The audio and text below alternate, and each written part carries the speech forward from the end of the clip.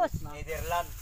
Yan ang kinakain dito sa Switzerland, guys. Yung itlog ng malalaking langgam. Ayan, ganyan paglinis. Pampatalino. Ay, gusto nyong tumalino, kumain kayo niyan. Punta kayo dito sa Switzerland ng Cagayan. Switzerland. Ayan o, Switzerland.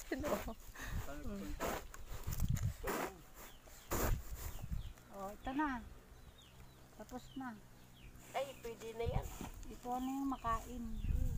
Anong natanggal dyan? Langgam. Yung nangingitlog.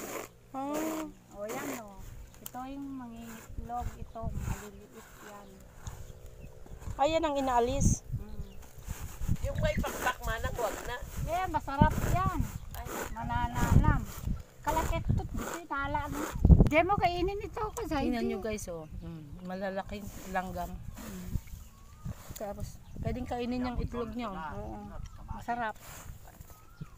Masarap siya. Pero mas masarap itong tupig.